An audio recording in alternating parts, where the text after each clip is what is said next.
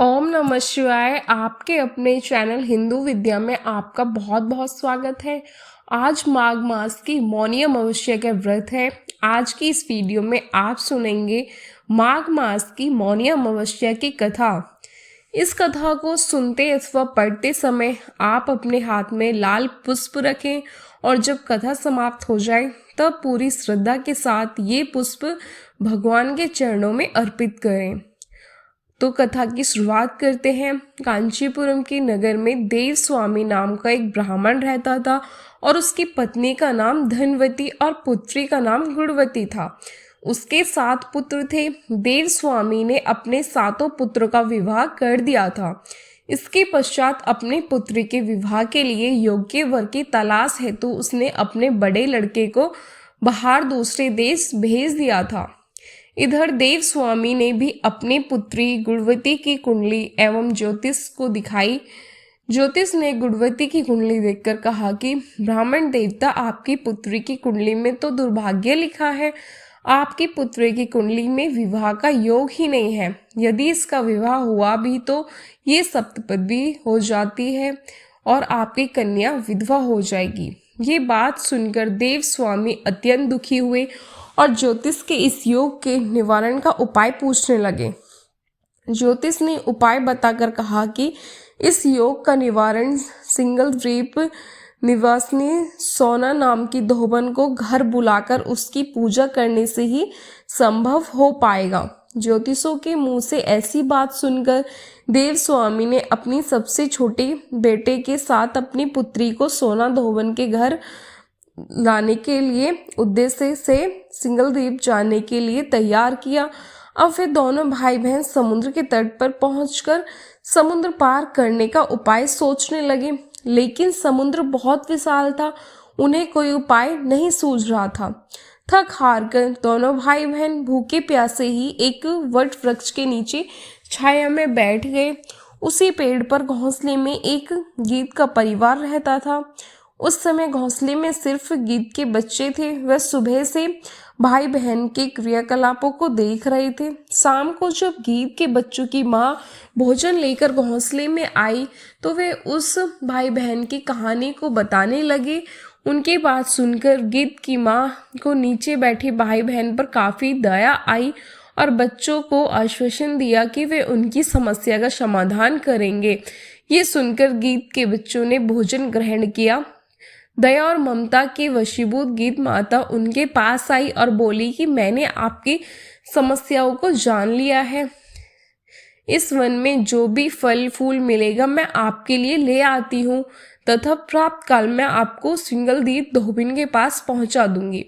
अगले दिन सुबह होते ही गीत माता ने दोनों भाई बहनों को समुद्र पार कराकर सिंगल द्वीप सोना के पास पहुँचा दिया।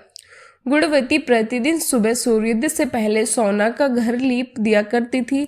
एक दिन सोना ने अपनी बहू से पूछा कि प्रतिदिन सुबह हमारा घर कौन लीप कर जाता है, तो बहुओं ने तारीफ बटोरने के लिए कहा कि हमारे अलावा और कौन ऐसा करेगा। लेकिन सोना को उनकी बातों पर यकीन नहीं हुआ और वह ये जानने के लिए पूरी रात जागती रही।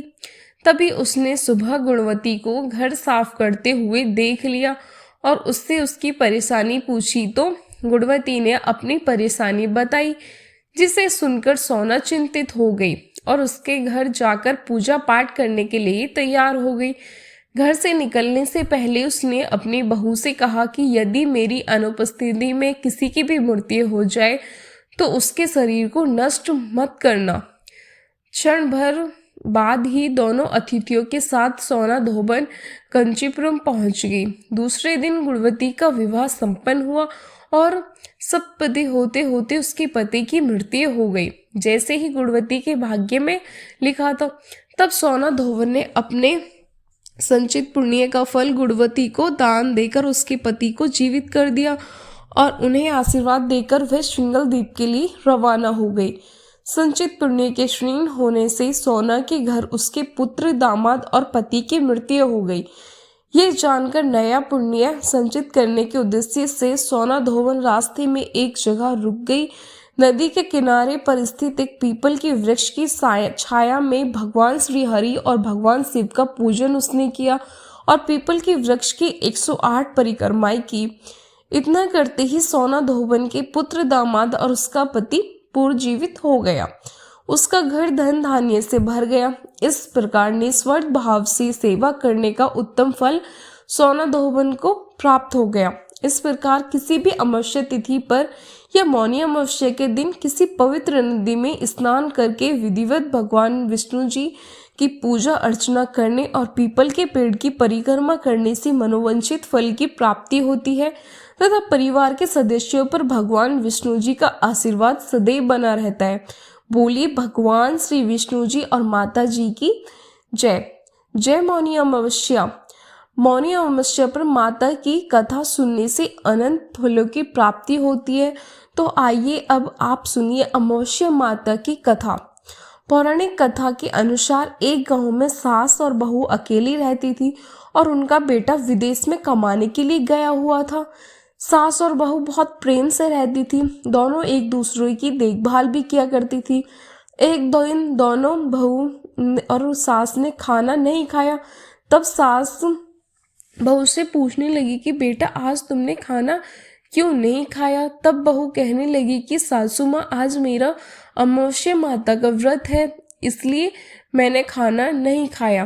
तब सास ने कहा कि बहू ये व्रत क्या होता है और इस व्रत को करने से क्या फल मिलता है, यह मुझे भी समझाओ। तब बहू कहने लगी कि सासू माँ अमावस्या माता का व्रत करने से बहुत पुण्य मिलता है, घर में अन्य धन बना रहता है, सुख शांति बनी रहती है और अटल सुहाग मिलता है, पुत्र की प्राप्ति होती है। इसी तरह से 3 पनौती अमावस्या माता का व्रत भी रखा जाता है। इस व्रत में हर वर्ष अलग अलग खाना खाया जाता है और विष्णु भगवान के मंदिर में चढ़ावा चढ़ाया जाता है या फिर किसी ब्राह्मण को दान दक्षिणा दी जाती है। इस व्रत में पहले शक्कर, घी और चावल से बना खाना खाया जाता है। पहले साल व्रत पूर्ण होने के बाद 1.25 किलो चावल और 1 कटोरी घी और 1 कटोरी शक्कर का दान किसी ब्राह्मण देवता को दान में दिया जाता है और दूसरे साल जो घी और शक्कर से बना खाना खाया जाता है। इसी तरह जब दूसरे साल का व्रत पूर्ण हो जाए तब 1.25 किलो जौ और 1 कटोरी घी और 1 कटोरी शक्कर किसी मंदिर में चढ़ाया जाता है या किसी ब्राह्मण को दान में दिया जाता है। तीसरे साल गुड़, तेल और घी से बने व्यंजन खाने चाहिए। जब तीसरे साल पूर्ण हो जाए तब आधा किलो तिल, गुड़ और 1 कटोरी घी किसी मंदिर में चढ़ाया जाता है या ब्राह्मण को दान में दिया जाता है। इससे ही सासुमा 3 पनौती अमावस्या का व्रत कहा जाता है। फिर बहू बताने लगी कि माँ जी इस व्रत का संकल्प लेने के बाद इसे पूरा करना जरूरी होता है। अगर पूरा नहीं कर सकते तब घर में परिवार में झगड़ा और घर में अशांति हो जाती है। तब सासू माँ कहने लगी कि बहू मेरी तो उम्र हो गई है लेकिन तुम ये व्रत जरूर करना। और तब बहू ये व्रत करना प्रारंभ करती है। एक दिन बहू ने किसी के कहने पर गेहूं से बनी रोटी खा ली और अमावस्या माता इस बात से नाराज हो गई। अब जो सास और बहू कभी बहुत प्रेम से रिहा करती थी अब दोनों में झगड़े होने लगे। सभी गांव वाले भी हैरान हो गए कि इनके घर में ये सब क्या हो रहा है।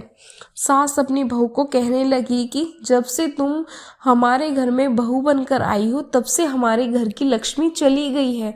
तुम हमारे लिए बिल्कुल भी शुभ नहीं हो। तब बहू ने कहा कि माँ जी आपके घर की लक्ष्मी चली गई है तो मुझे बताओ कि कहाँ मिलेगी, मैं लक्ष्मी को लेकर आऊंगी। तब सासू माँ कहने लगी कि बहू लक्ष्मी तुम्हें समुद्र के बीच में भगवान विष्णु के पैर दबाते हुए मिलेगी। ये सुनकर बहू ये कहकर चली जाती है कि माँ जी अब तो मैं लक्ष्मी जी को ही लेकर आऊंगी, नहीं तो मैं इस घर में पैर नहीं रखूंगी। ऐसा कहकर बहू लक्ष्मी की खोज में चली गई। जब बहू लक्ष्मी जी की खोज के लिए निकली तब उसे बीच रास्ते में गाय मिली। गाय बहू से पूछने लगी कि आप कहाँ जा रही हो। तब बहू कहने लगी कि गाय माता मेरी सास कहती है कि मेरे घर में आने से जब से धन धान की कमी हो गई है और उनके घर की लक्ष्मी चली गई है तो मैं लक्ष्मी को लेने जा रही हूँ। तब गाय माता कहने लगी कि बेटी अगर तुम जा रही हो तो भगवान से मेरे बारे में भी पूछ लेना। तब बहू कहने लगी कि ठीक है गाय माता, मैं आपके बारे में भी पूछ लूंगी। तब गाय माता कहने लगी कि जब मेरा बछड़ा होता है तो वह मर जाता है और जिंदा नहीं रहता।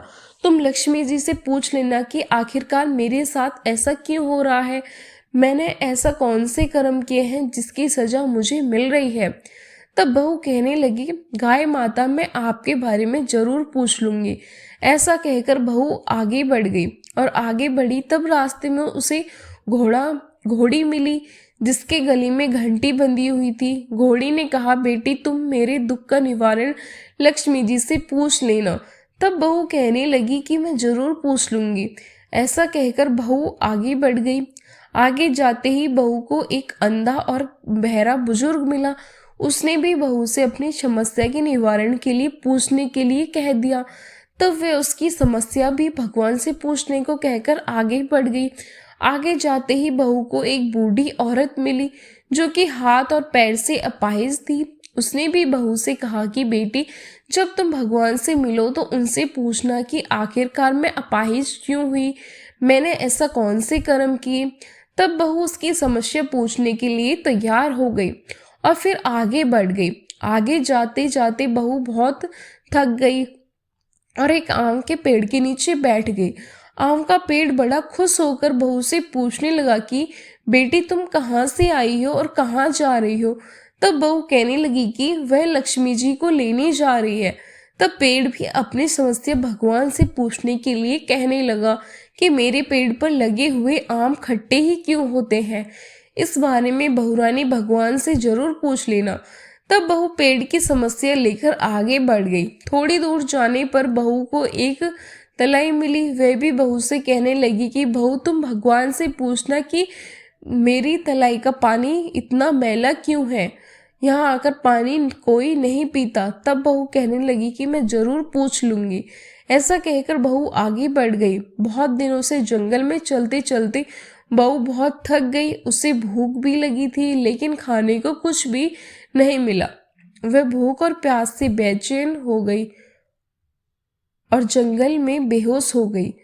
उसी समय भगवान श्री हरि और माता लक्ष्मी जी घूमते हुए उधर आ पहुंचे। तब माता लक्ष्मी जी विष्णु भगवान से कहने लगी कि हे नाथ, ये तो आपकी बहुत बड़ी भक्त है, आप इसके दुख का निवारण कीजिए। तब भगवान श्री हरि कहते हैं कि इस संसार में तो बहुत से जीव दुखी हैं, सभी अपने अपने कर्मों का फल भोग रहे हैं, मैं किस किस के दुख का निवारण करूं। तब माता लक्ष्मी जी भगवान श्री हरि से विनती करने लगी और कहने लगी कि वे भूखी और प्यासी है, अगर इसे जंगल में छोड़ दिया तो जंगली जानवर उसे खा जाएंगे। माता लक्ष्मी जी की बात को सुनकर भगवान श्री हरि एक साधु का वेश धारण करके बहू के पास गए और उसे होश में ले आकर बहू के होश में आते ही साधु वेश में भगवान उससे पूछने लगे कि वह यहाँ क्यों आई है और कहाँ जा रही है। तब बहू ने सारी बात उस साधु वेश भगवान को बता दी। उसकी बात सुनकर भगवान श्री हरि और माता लक्ष्मी जी प्रकट हो गए। उनके साथ साथ प्रकट हुई अमावस्या माता भी बहू की ये बात देखकर उनके चरणों में गिरकर उन्हें प्रणाम करने लगी। तब अमावस्या माता बहू से कहने लगी कि बेटी, तूने मेरे व्रत को खंडित किया है, इसी की सजा तुझे मिली है, लेकिन अब मैं तुझे क्षमा करती हूँ। अब तुम घर को जाओ, तुम्हारा घर अन्न और धन से भर जाएगा, तुम्हारा घर सुंदर महल में बदल जाएगा और तुम्हारी सभी मनोकामनाएं भी पूर्ण हो जाएंगी। ये सब होने के बाद बहू ने रास्ते में जो जो मिला था उन सभी के दुखों का निवारण करने के लिए विनती की। तब भगवान श्री हरि कहने लगी कि गाय ने कभी अपना दूध किसी को नहीं पिलाया, इस कारण उसके बछड़ा जिंदा नहीं रहते। तुम उसका दूध पी लेना, फिर उसके बाद उसके बछड़े जिंदा रहने लगेंगे। और घोड़ी पिछले जन्म में आटा पीसने वाली महिला थी, वह किसी को आटा पीसकर नहीं देती थी, इसलिए उसके गले में चक्की के पात बंधे हुए हैं। तुम उसके पात खोल देना, वह बिल्कुल ठीक हो जाएगी। वे बुजुर्ग कभी भगवान के मंदिर नहीं गया, न ही कभी उसने भगवान के भजन सुने। तुम उसे ले जाकर मंदिर में दर्शन करवा देना, उससे वे ठीक हो जाएगा। अपाहिज महिला, उसने कभी अपनी जवानी में दान पुण्य नहीं किया, उसकी यह सजा मिली है। तुम उसे दान कुछ दान करवा देना, उससे उसकी विकलांगता दूर हो जाएगी। और फिर आम का पेड़, उसने तो कभी अपने पेड़ के आम किसी बच्चे को भी खाने नहीं दिए, इसी कारण उसके सभी आम खट्टे होते हैं। अब तुम उस पेड़ के आम खा लेना, उसके बाद से उस पेड़ के आम मीठे हो जाएंगे।